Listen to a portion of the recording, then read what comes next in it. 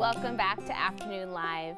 From trick-or-treaters ringing the doorbell to bowls of candy sitting around, Halloween can be a chaotic and confusing time for pets. So here with tips to keep both your human kids and your animals safe, we welcome back our friend Dr. Cherice Roth. Hello. Thank you so much for being here. My pleasure. This is a big day for everyone in the family. Everybody, yes. And we cannot forget our pets, whether or not they're participating in all the festivities with us. Exciting and confusing. Yes. Right? You're used to people looking one way, and then there's all this other stuff that has to happen along with it. Yeah, okay, absolutely. So let's talk about the experience of people coming to the door, trick-or-treaters arriving at the house.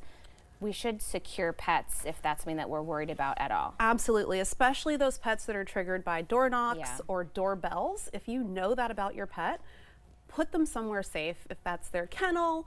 Or I love having kind of pet-safe homes in the neighborhood that aren't going to have trick-or-treaters come, and then they can all go have a play date while everybody else handles the trick-or-treaters. That's a great idea. I love that. It works out really well. I bet, because I bet on your own street there's a couple of pups and other animals that might have a tough time tonight. Yes, so, okay. Absolutely. Make sure your microchip is updated. This is a good time of year just to remind everybody of that. I feel like people are going to get sick of me saying that, but I will never stop saying it because so important. This is one of the top 5 days. Imagine doors opening and closing multiple times throughout the night, right? And the frightening piece of it. And so absolutely check that tag, check that microchip information. And then let's talk about the human costumes and their impact on the pets. Like you said, everybody's looking different. It's a lot to take in. It's a lot for me to take in. Like costumes look so much different and like are so much more elaborate. There are ones that have fans that are blowing up, making noises that they can hear better than we can, right? And so all of those things can be very overstimulating for them. So keeping that in mind, even if your dog is kind of chill, but maybe has its moments,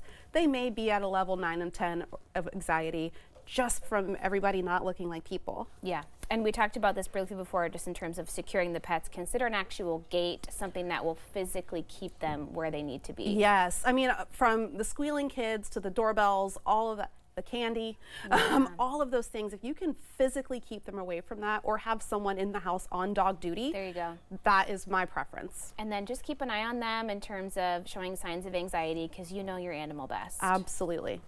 Okay, let's talk about if you want to take your dog out with you trick-or-treating. That's a big task.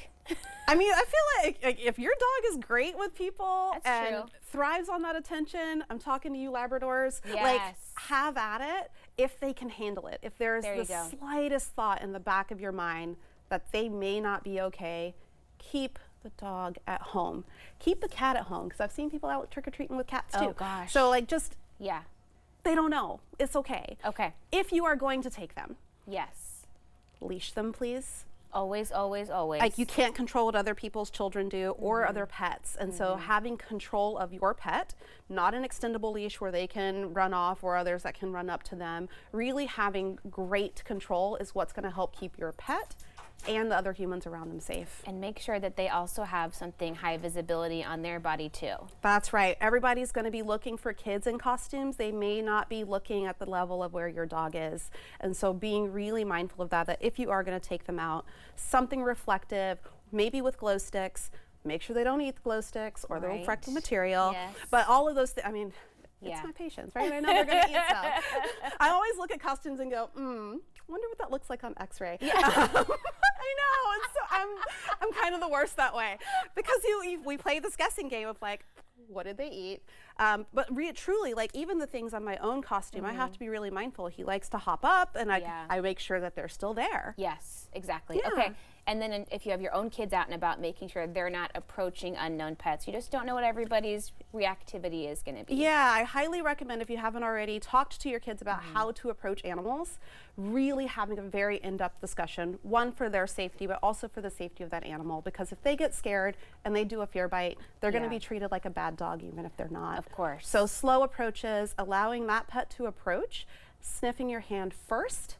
If there are any signs, physically backing away, ears going down, smiling, or lots of panting, just leave the dog alone. Okay, and then if you have your pup, avoiding super crowded spaces. You just don't want to even risk that. Absolutely, yeah. I mean, the risk of getting lost, the risk of getting in an entanglement with another dog, to me, it's not worth it. It's just, there are too many variables. Take them out for their walk beforehand, do all of those things so that they're nice and tired while you guys go have your Halloween festivities. There you go. All good things. Look at this. He's you know. Perfect angel here. You would think so, right? You would think so. But I'm on to him. You know. Thank you for bringing him to visit us today. It was great to see you. Hope you guys have a great Halloween. It's going to be awesome. It's going to be amazing. Okay, we'll be right back with more Afternoon Live right after this.